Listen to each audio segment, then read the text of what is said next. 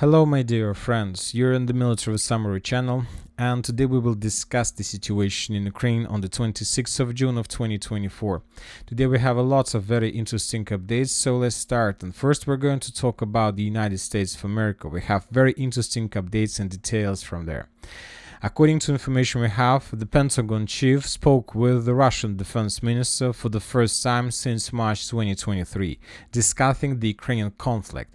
During a conversation with Belousov, this is the Minister of Defense of Russia, which took place at the initiative of the United States, Lloyd Austin emphasized the importance of maintaining communications between the American and Russian military. Of course, this wasn't the main topic between the chief of Pentagon and the Minister of Defense of Russian Federation. Of course, they were talking about Ukraine, and another important piece of news we received a few hours later. According to information we have, judging by flight radar data, a government plane took off from Moscow to New York. So, summarizing everything, we can make a conclusion that first there was a conversation between heads of defense ministers of the United States of America and Russia, and a few hours later the Russians sent a plane. What was the purpose, we don't know, but according to my, let's call it wishful thinking, maybe the United States of America were planning or provided the Russians the draft of peace agreement between Ukraine and Russia. Anyway, we're gonna find this out very soon. Now let's move to Europe. We talk a lot about the end of Stoltenberg. His terms are coming to the end, and according to information we have, Mark Rutte today has been appointed NATO Secretary General. And you know, that's very interesting to read different opinions, mainly from Ukrainian side, because the Ukrainians were expecting these events as something that can resolve every single Ukrainian problem. If you follow Ukrainian Telegram channels, you might find that by this adoption, by this appointment, the Ukrainians connect this situation with significant number of ammo, weapon, tanks, and everything that NATO has that will be sent in direction of Ukraine for Ukraine. So this is like opinion of Ukrainians about this new appointment. Okay, of course, we'll see what is going to be, but I'm not sure that something is going to change because according to my opinion, Stoltenberg did the same. He did all best he can to provide Ukrainians as many as possible weapons, missiles, tanks, and many other things. Now we are moving further. We are moving to Ukraine. We have very important statement from official sources of Ukraine. Now it's very difficult, of course, to call any of Ukrainian sources as official because many countries in the world don't consider Zelensky and his people around him as a legal power. But anyway, very important and powerful person in Ukraine who has some power in his hands stated today that they rejected Trump's plan to freeze the war in Ukraine and push Ukraine and the Russian Federation to negotiations. This is a very important statement, yet we haven't received any reaction from Moscow, but I believe that Russian, point of view will be completely opposite. I believe that Russia will agree on this plan, and this can lead to significant problems after the end of the president elections in the United States of America. Now, in another important statement, today the body of the US Embassy attaché was found in the Kiev Hilton Hotel. This is a very important piece of news because now there is a lot of investigations. There is a very big criminal investigation process about the money, about everything that the United States of America sent before to Ukraine. And during this investigation process, we see that Ukrainians are trying, or maybe this is just say accident, maybe not, but some people are saying, some experts are saying that this way the Ukrainians are trying to clear everything behind them. Now let's move to the line of combat contact. We have a lot of very interesting updates from Kharkiv direction. You know, it's very interesting sometimes to read opinion of Ukrainian military experts and Western military experts who support Ukraine for 100%. And they're saying that the tactics of Russia is very funny. They're calling Russian tactics as funny when talking about the situation, the things that are happening right now in this direction. Those who support Ukraine completely for 100% says that the Russians are not using tanks at all. The Russians are using just infantry and the support of aircrafts and the support of FPV drones and reconnaissance drone, nothing more. And this is very weird because this way the Russians of course suffer significant losses. And another important statement that was also published today by pro-Ukrainian sources, that recently the Russians increased increased the number of helicopters in this direction, and they intensified the activity of attack helicopters as well. Just in this video we can see the work of 2 helicopters somewhere in the vicinity of Luboka. The Russians were attacking the Ukrainians, were, let's say, operating in this area. And when I heard these words for the first time, the first thing that came to my mind is the situation in the vicinity of Rabotina and along Mokry Yale River that took place in 2023 when the Ukrainians launched their greatest counter-offensive operation. We remember how many tanks, how many armored vehicles were destroyed by the Russians helicopters those days. Maybe right now we are let's say see something like the same. I'll remind you that according to latest redeployment on the map, we managed to find the forces of 17th Tank Brigade in this direction. We found significant number of mechanized forces in Sumy area, like 31st Mechanized, 67th, 32nd, and many others, and of course 53rd Mechanized Brigade. So this is the reason probably why the Russians increased the number of helicopters in this direction as well. So the Russians just tried to be on the safe side and to be prepared if Ukrainians launched another mechanized offensive operation. The Russians want to be sure that the best weapon against Ukrainian tanks will be in game. I'm talking about, of course, Ka-52 Alligators helicopters, which is a very big disaster for anything mechanized from the Ukrainian side. In this video, for example, we can see another attempt to attack from the Ukrainian side in direction of Gluboka, but without any results, any, let's say, achievements on the ground. Now let's move in direction of Vovchansk. We don't have a lot of updates, just the regular things that the Russians are trying to clear the most southern part of the north of Vovchansk, that Ukrainians tried to counterattack the Russians in the eastern part, but the Russians managed to repel every single attack. So nothing new in comparison with yesterday, before yesterday. The only difference from the previous days is the report of General Staff of Ukrainian forces. Today they reported that there are still Russian soldiers inside of aggregatny plant who are in a cauldron. So, and also they provided additional map confirming this information. I'm just providing this piece of news because this is the topic that the Ukrainians and pro-Ukrainian sources are discussing right now. So of course we should do the same, because we need to understand what is happening along the line contact. And the important thing is that as for the group of forces north, they stopped providing us any updates about aggregatny plant probably 4 or 5 days ago. Starting maybe this Monday or even Sunday, they haven't provided us even a small detail about the current status. Let's say they closed this direction completely. Maybe they made this not to be on the wrong side in the end. Maybe the group of forces north realized that the situation is very complicated, and maybe they are not able to complete the battle for this aggregatny plant, and the soldiers who are encircled there would be captured by the Russians. So that's why they reduced media noise about this area. Anyway, very interesting situation. Let's see what is going to be next. Now let's move to the northern Kupyansk direction. We have lots of very interesting updates. As we discussed in the previous videos, the Russians, as a result of offensive operation, managed to improve their positions between Sinkovka and Petropavlovka by capturing additional 3 lines and square kilometers. They managed to capture very powerful and big stronghold, very important one through among the fields. First the Russians were bombing the territory. First the Russians were conducting reconnaissance operation. Then the Russians were bombing this territory with artillery. After that, the Russians were clearing this territory with FPV drones, and after that, the Russians launched the ground operation, and as a result of ground operation, the Russians managed to capture the stronghold. We have the video of how the Russians were entering these 3 lines, these fortifications.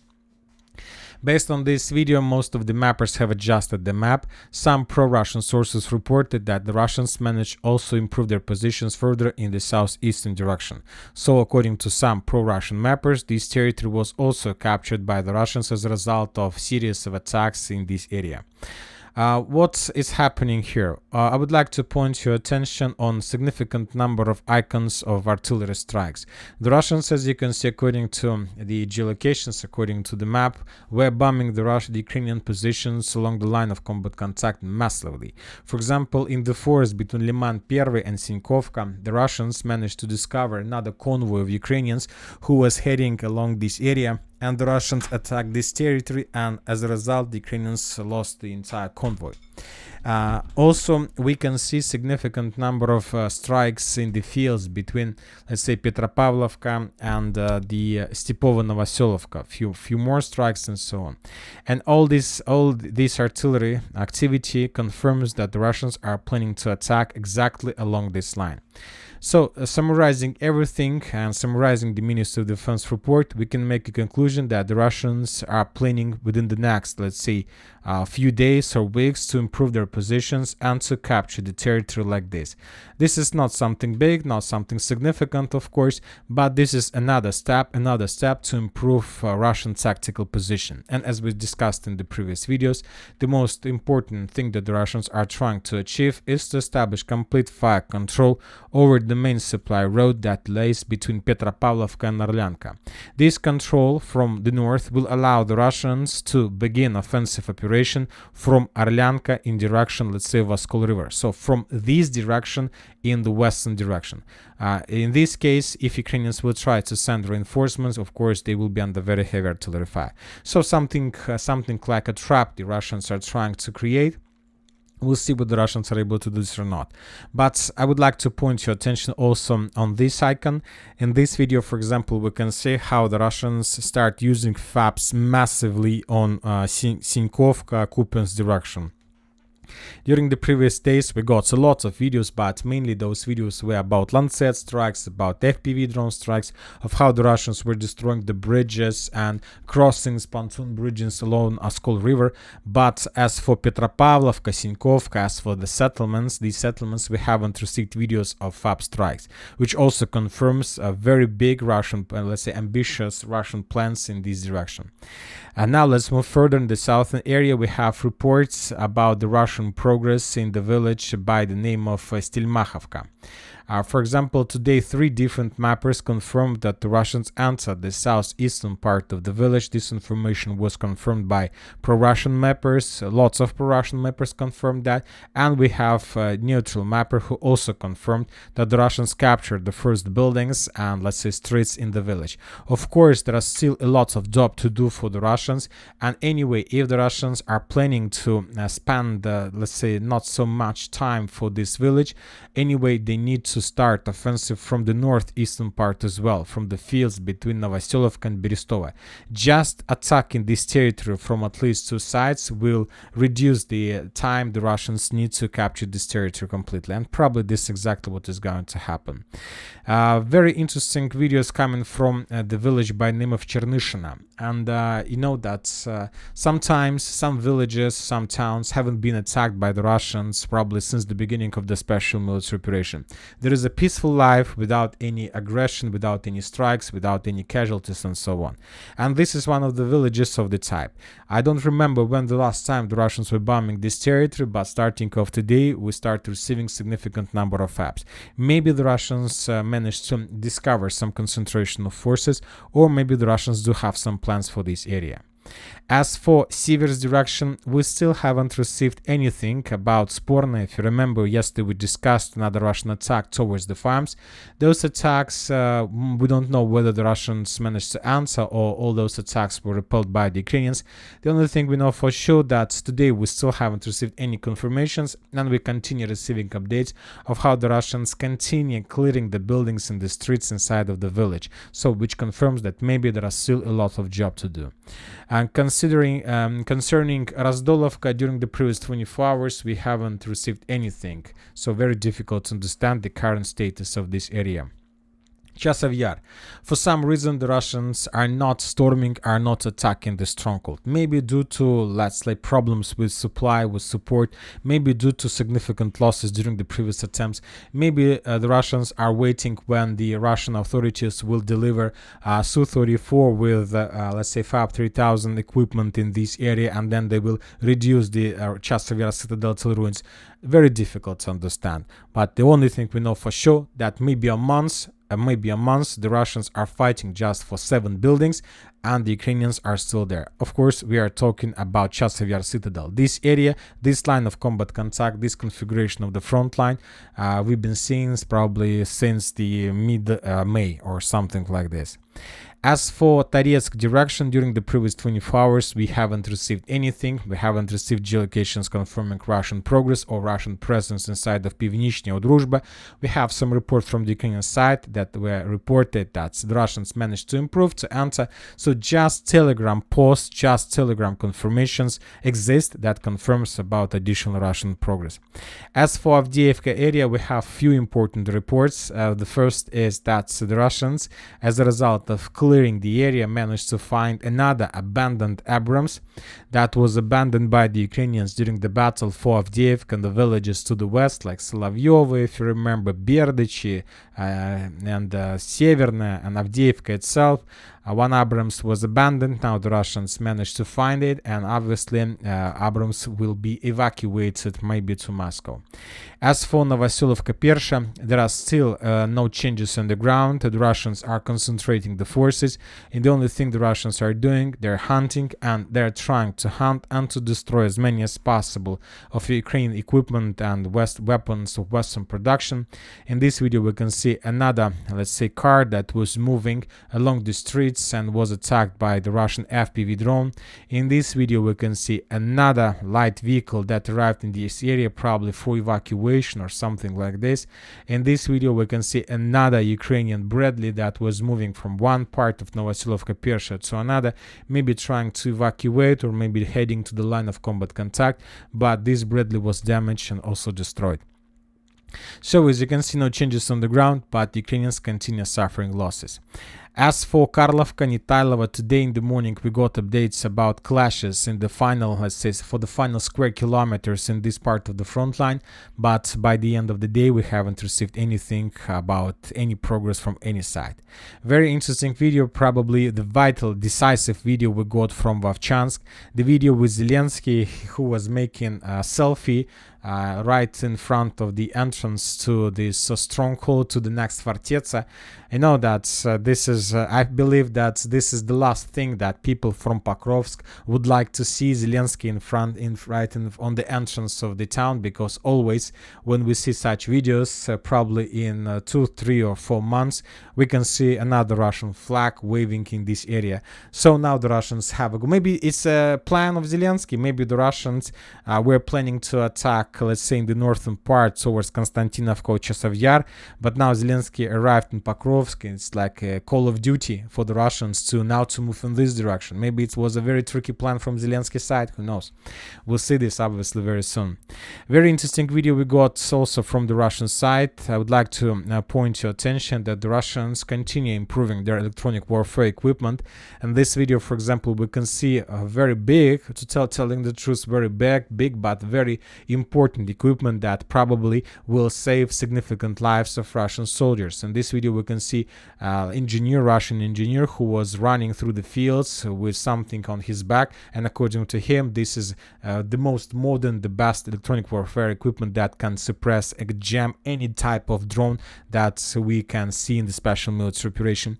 Of course, if the system works, I believe, and obviously in a year or in a 2, obviously every single Russian group or a group of soldiers will have a unit whose main purpose would be to run between soldiers with this equipment. He will not have gun, maybe he will have a light pistol or something like this, and his main job will be to run between soldiers and to jam the let's say opponent FPV drones.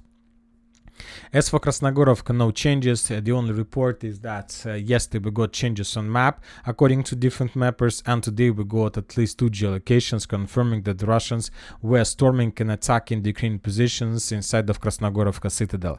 Most likely the Russians, as a result of reconnaissance operation, managed to discover that Ukrainians have almost abandoned the territory, so that's why they began storming this area with significant number of forces. And we have already adjusted the map, and it was too easy. It was too easy. The Russians captured this building too easy, and furthermore, you see, the buildings weren't reduced to ruins, so most likely they basically were abandoned by the Ukrainians due to the risk of being encircled by the Russians from the west to northwest. As for Novomikhailov, Ugledar, nothing important, just another report that Ukrainians, after 10 days being in a cauldron, they managed to break through the cauldron and to reach the mainland. This is the only report about some activity in this direction. As for Rajayne, and when talking about this territory, after a very short operational pause, the Russians renewed their attempts to storm the village. We have significant number of aviation strikes, of TOS tower strikes, of artillery strikes, of FPV drone strikes, so most likely the Russians will launch an offensive with the purpose to capture the village completely. During the previous days, we got lots of updates of how the Russians were hunting the Ukrainians along the main supply road, and today we got the video of how the Russians were bombing the village itself. So I think that the days are numbered, maybe even hours are numbered. As for Robotyne, we also have activity, the intensifying activity of the Russians in the fields between Robotyne and Verbova. As you remember, we keep this area as a gray zone because I didn't understand how exactly the Ukrainians could call this territory, but the Russians published the video of artillery strikes, and based on this video we can make a conclusion that at least before this strike they were Ukrainians, but probably now the Russians either have already captured this territory or are about to do this. Also, we have activity in direction of Malta-Kmachka, and of course lots of geolocations from the line of Vasilievka line, where according to some sources the Ukrainians are also planning to begin their offensive operation in direction of Energodar. And that's it for today. Military Summary channel reminds you, we condemn any violence in the world. Thank you for watching. Subscribe to my channel, put your likes, join my Patreon, and have a good day. Bye bye.